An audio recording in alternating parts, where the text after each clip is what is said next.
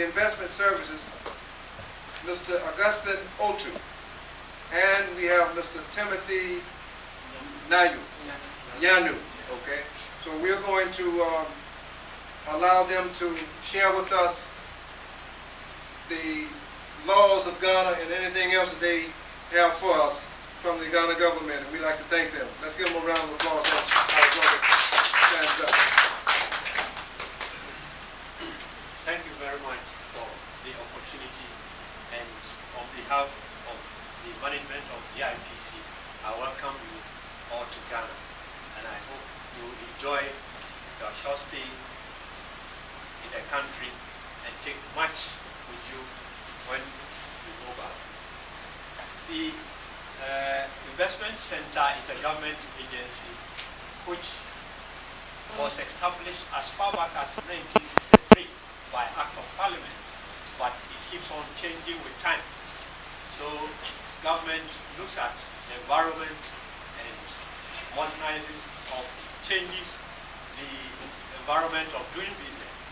Now, we used to have a law which took us almost 20 years, but just last year the law has been repealed and a new one has been enacted, which is Act 865 of the new Investment Act.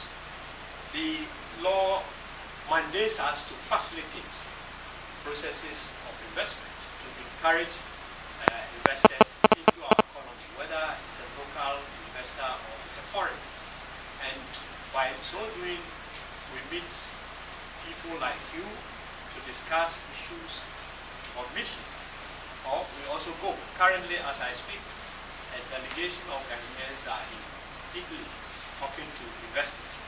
So it was a nice opportunity for us to have been invited to talk to a group of yourselves who have made a journey to Ghana.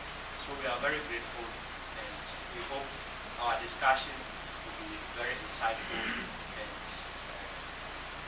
important to all of us. So with that mandate of encouraging investors, facilitating their businesses, the center tries as much as possible to give advice, hold hands on investors to get their services done quickly. I was happy when my brother and doctor were giving encounters of their experiences.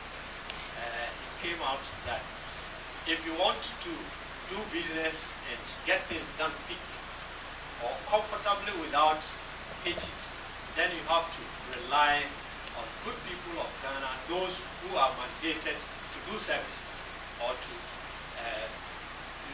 take their role. So if we talk to officers of GIPC first, then we will be able to tell you exactly what the processes are, what is expected of government, what can be given to you extra, and how you can freely do your business without any hitch. Dealing with us also opens other doors, because we work directly under the office of the president. Anybody who knows that you already have interacted with GIPC knows very well that you know your business or you know how to work. Under the law has given a threshold. It used to be 10,000 when a foreigner or a non-Ghanaian wants to do business with a Ghanaian, and it was 50,000 before the new law.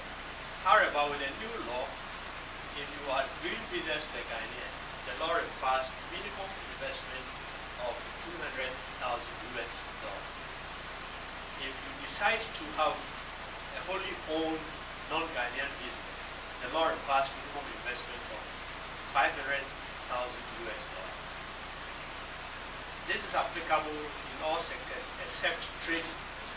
If your sole business is to import the items from outside and sell them in our local market, the law encourages investment of $1 million from the non-Ghanaian. With that threshold, to be able to do that, it means one has to incorporate a company first in the country. registrar of companies or registrar general's department, as we call it here. It takes 5 to 10 days to get registered, where you have the name of the company, the shareholding, the percentage, the activity authorized to do, and the regulation of how to run business in Ghana. Having done that, to be able to fulfill the requirement under the investment code, then one has to open 2 accounts at any bank of your choice. We have over 27 banks in the country. So you open the forex account and the local account.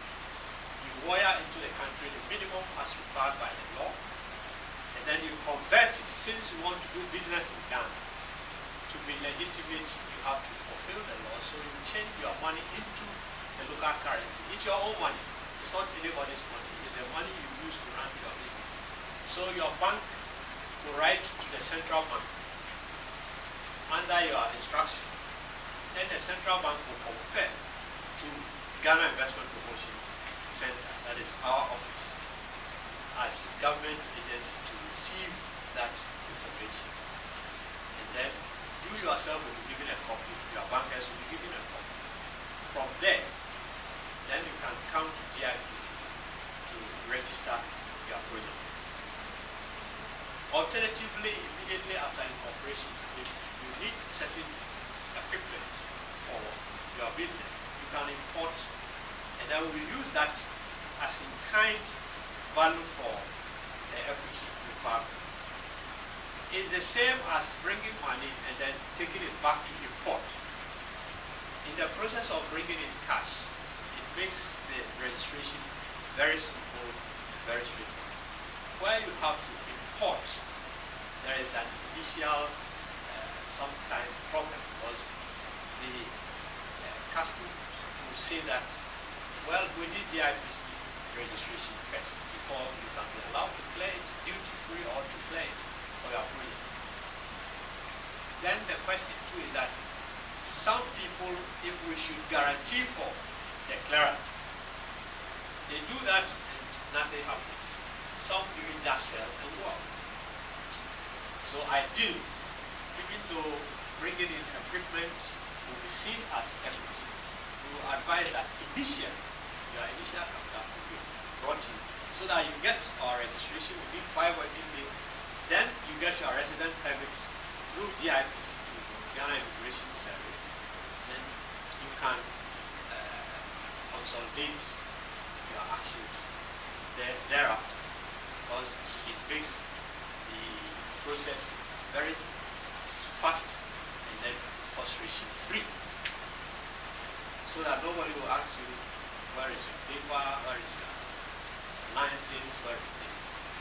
And it's always good to talk to the IPC, because we coordinate and we facilitate, and we are mandated to get everything from the economy through MPs, ministries, departments, agencies, on behalf of investors. So that brings us to the registration level. Once you finish the registration, then, like I said, you can request for your resident permit and your dependents. Under the law, if the investment has minimum of $50,000, but less than 250, it means the company can get one automatic quota. Let me add that under the new law, if you are in a sector like manufacturing, or just to buy Ghana-made goods for export, you'll be exempt from showing any equity capital initially. But if you want to take advantage of living in Ghana, then we would like to see at least minimum of $50,000, which will grant you to stay here and do your business legally without any problem.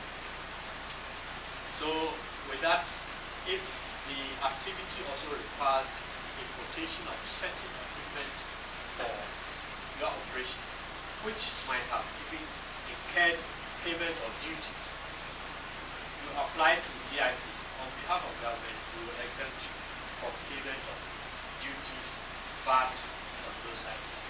A typical example is, let's say if you are in the photographic business or laboratory services, and you are bringing equipment for your operations, definitely there will be some duties. However, because you are registered with us, you write to us through GCNet. There's an application. The agents know how to do that. There's a portal, government portal for that service. Then it gets to us. You write to Ministry of Finance. Then clearance is given to you. You take your goods duty-free, VAT-free from the ports. Then again, once you register with us, like I said, it opens several doors in the economy for you. Because when your office is visited and they see GIPC or anywhere you go, the first question is, have you registered with GIPC? You said yes. Then anybody will be ready to give you whatever services you want without frustration. Because they know if you are frustrated and you complain to GIPC, they will take action. So that is something you should also have. Then, if you are registered with us, we usually every year we have what we call Club Henry. It's selection of the best companies in the economy. Then we have a party.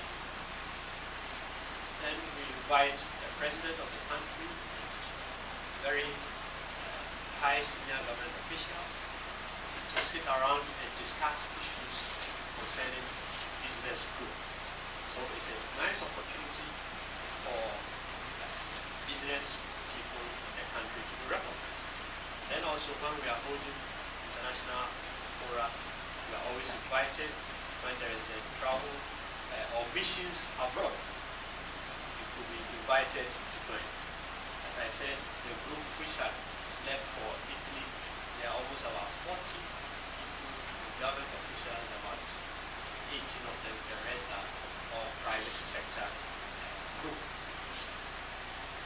Then, if you look at our economy, we have several opportunities.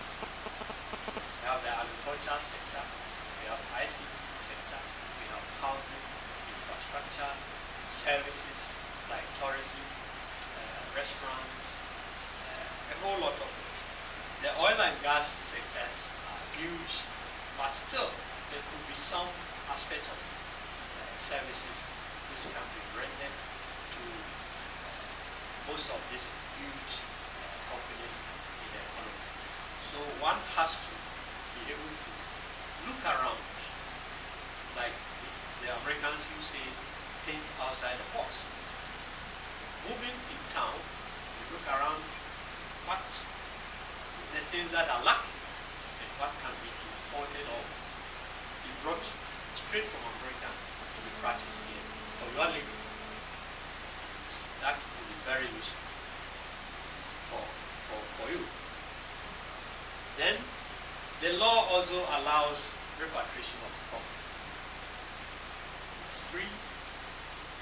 The banks will support you to change your cedis to dollars for your savings abroad or for taking good care of your families over there. So the law takes good care of it. Nobody has a right to seize your properties. It's against our constitution and our investment laws in the country. So free environment for you to transfer your properties. Our country is very open and welcome to everybody. You know, we practice democracy. We've been very democratic for several years, and the whole of West Africa, or even in Africa, Ghana is noted for ways of for good governance and ways of doing good business in the continent. And as it has been already indicated, we are friendly people. We are ever ready to share life